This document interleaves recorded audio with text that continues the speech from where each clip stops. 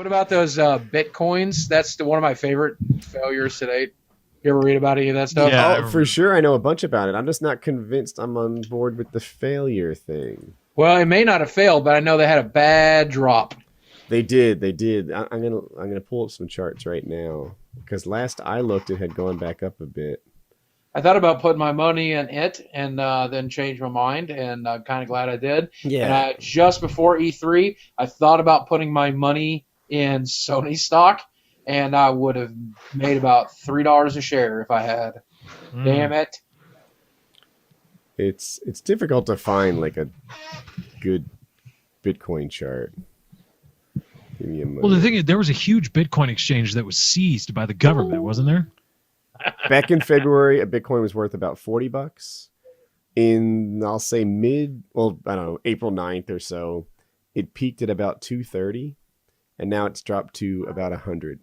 So that's a big drop. You know what that sounds like to me? What? Like the same shit that causes depression. People would buy into the stocks, like really rich people would buy a bunch of the stocks and get other people to jump on board, and then they would sell right before it crashed, and then the people they'd leave it, stick it with all the average Joes. There were a lot of YouTube commentators telling people to buy Bitcoins. I know one guy in particular, Fisticuffs. uneducated as fuck. I won't call out names. And he's telling everyone, Bitcoins, Bitcoins, Bitcoins. And it's like, if you take your financial advisement from this guy, then you deserve what you get.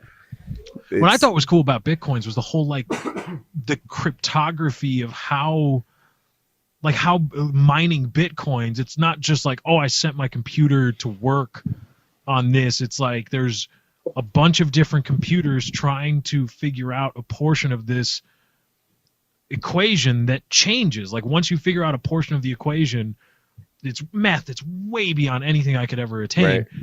But it changes the equation itself, and then you have to go back to work on the next part of the equation. And while I'm because all the internet gangsters are like, yeah, why doesn't anybody use this Bitcoin as a serious? Why don't they take it like a serious currency? It's like, because it's an internet thing. It's not backed by a country that has gold stocks or an industry or a military to protect its interests. It's a complete we don't have gold stock fabrication. anymore, Lefty. Well, we do have gold commodities, and that's a huge bubble that's probably about to burst. But I thought that was really cool. Like, I couldn't understand it, but just looking at how they were mined and how that whole thing worked, I was like, huh, that's really cool. And apparently they think it's like, and nobody knows who created it. Nobody knows who created Bitcoins. They think it's I believe, a Japanese mathematician, some mathematician from Asia. It's interesting that, so the Bitcoin itself has no value, right? It only has value because somebody else says it has value.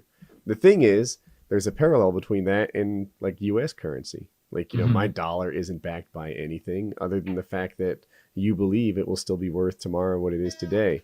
The same thing exists with Bitcoins. I was going to do it as a Tech Tuesday topic. I probably will at some point. But interesting stuff. The United States currency, for people who don't know, used to be on what we call the gold standard. Mm-hmm. And that meant the money in your pocket represented an amount of gold that's currently stored at Fort Knox.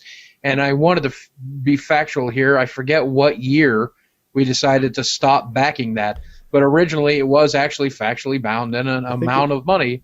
And now it's bound in just the belief that it's worth money. I think Nixon did it. Yeah, Nixon did it. Nixon did it, so between 72 and 76. But now the worry is... 74 is when he did it. He signed it. Oh, Hey, not bad, huh? Not bad. there you go. That's good.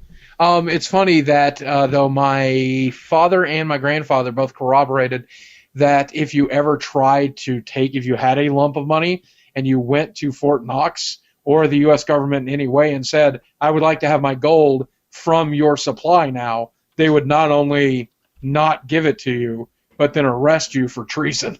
Like they're like, well, that's something you would never do, but we all believed that.